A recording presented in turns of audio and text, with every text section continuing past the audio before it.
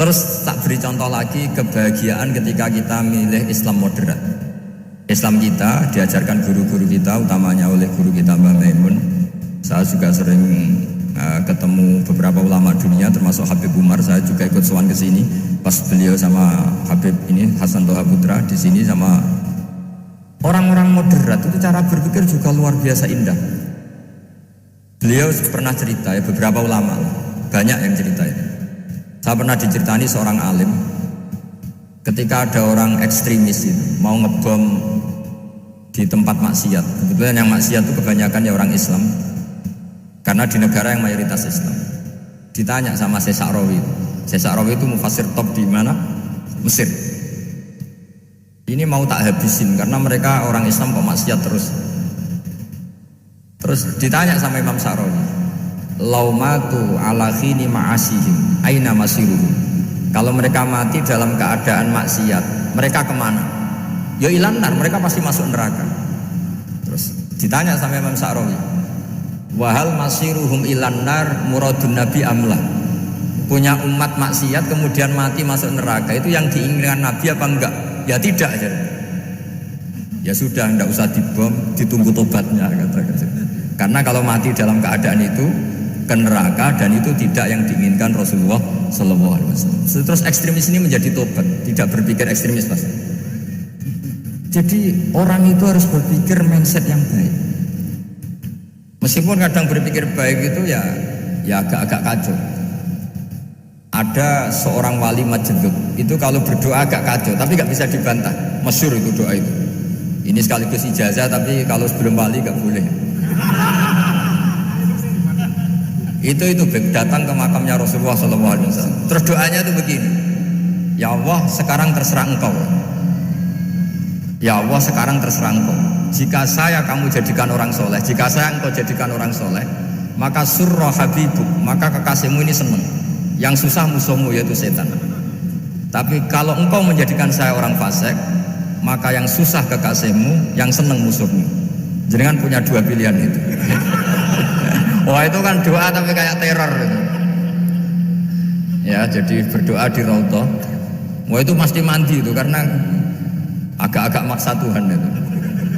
Ya Allah engkau punya dua pilihan. Jika saya jadi orang soleh, maka kekasihmu ini senang, musuhmu yang susah yaitu setan. Tapi jika saya jadi orang fasik, maka musuhmu yang senang, kekasihmu yang susah. Mohon terserah jenengan, mau menyenangkan kekasihmu apa menyenangkan musuhmu gitu. Kira-kira gimana? Kalau tertarik boleh doa itu dipraktekkan. Tapi kayaknya kalau copy paste itu gak keren apa?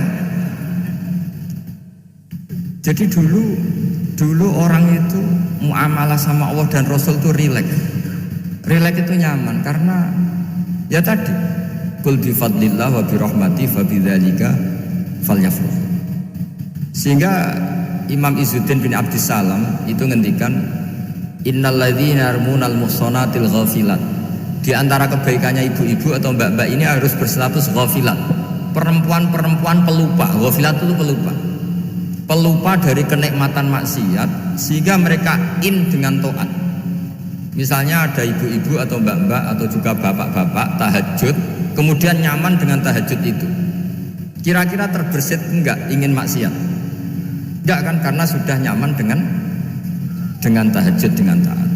Maka dibutuhkan kenyamanan dalam beribadah. Sebab itu ala bidzikrillahi tatmainnul qulub. Makanya saya termasuk kiai yang setiap ngaji itu happy, seneng. Karena ini untuk kampanye, seneng dengan ngaji, dengan taat itu sudah luar biasa. Kayak apa kalau mereka senengnya kalau nunggu melakukan maksiat. Jadi termasuk bentuk perlawanan kita terhadap maksiat adalah usahakan kamu itu bahagia, senang dengan taat. Istiqnas billah, mu'anasah billah, farah billah, itmi'nan tumakninah billah. Sehingga ini mencukupkan kita tidak berkebutuhan maksiat. Meskipun kita ya manusia, pasti suatu saat atau sudah pernah maksiat. Serasa diceritakan lah, itu mesti gitu. Lah orang-orang dulu itu orang yang sukses mengelola bahagia ma Allah wa billah walillah. Sehingga wali-wali dulu itu jadi wali itu tidak mesti karena ibadahnya banyak, itu enggak. Mereka orang yang ibadahnya itu biasa. Biasa-biasa sekali, ulama-ulama dulu ibadahnya biasa sekali.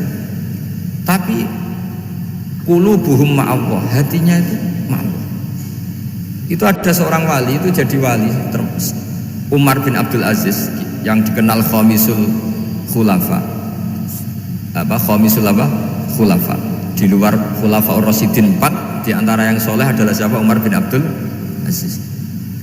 Itu ketika mau meninggal, itu senangnya bukan main. Itu semuanya nangis, beliau senang.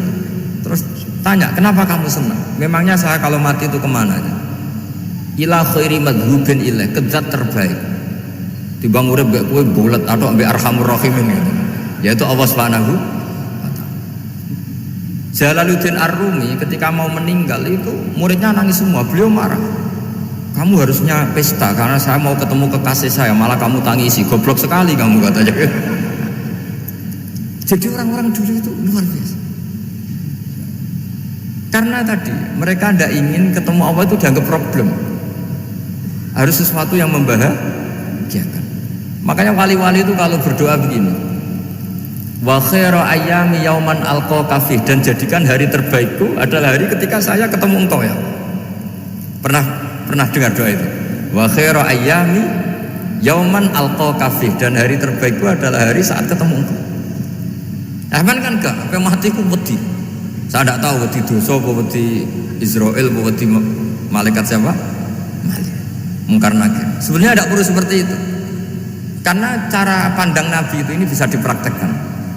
Kalau kamu orang baik, mati artinya apa? Ya baik. Karena husnul khotimah. Kalau kamu orang yang buruk, itu kata Nabi, anggap saja mati itu akhir dari keburukan kamu. Nak kowe urip terus malah maksiat terus.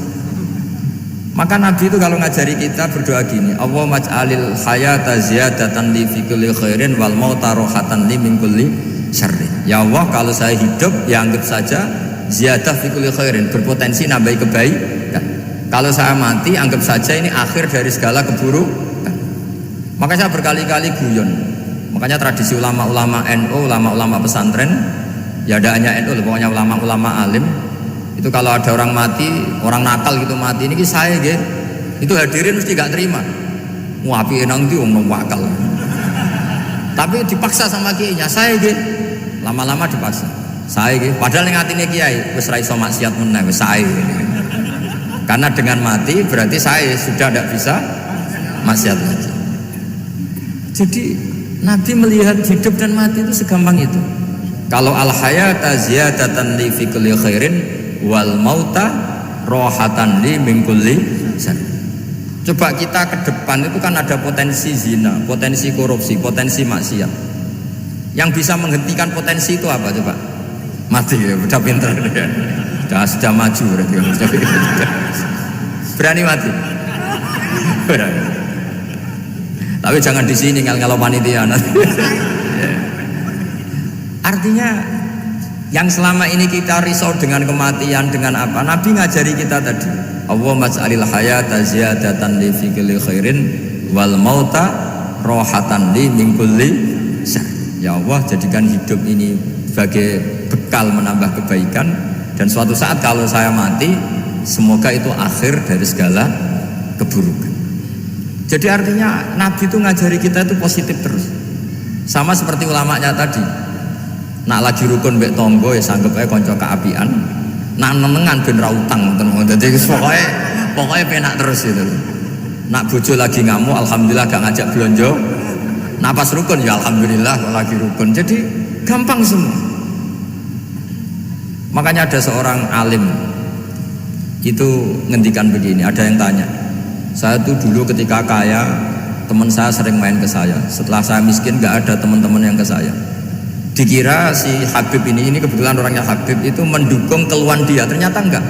Si orang alim itu bilang gini, malah bagus toh gitu. Kowe wis melarat buruhe wong, ya sudah kamu miskin buruhnya orang lain, misalnya tukang manol di pasar atau tukang becak. Kemudian teman-teman kamu datang, malah kamu malu tuh jadi tontonan. Bagus kalau mereka lupa, pas kamu miskin tidak ada yang lihat katanya. Jadi apa ya, dianggap enteng saja itu. Akhirnya orang ini nggak jadi ngeluh. Selama ini kan kita ngeluh ya ketika miskin teman-teman nggak datang. Coba kalau mereka datang pas kamu buruh bikin foto di orang lain, mantan bos buruh, malu nggak? Milih datang apa enggak? Enggak lah, sudah bener itu. Jadi ulama dulu itu makanya sering baca biar tahu solusi hidup.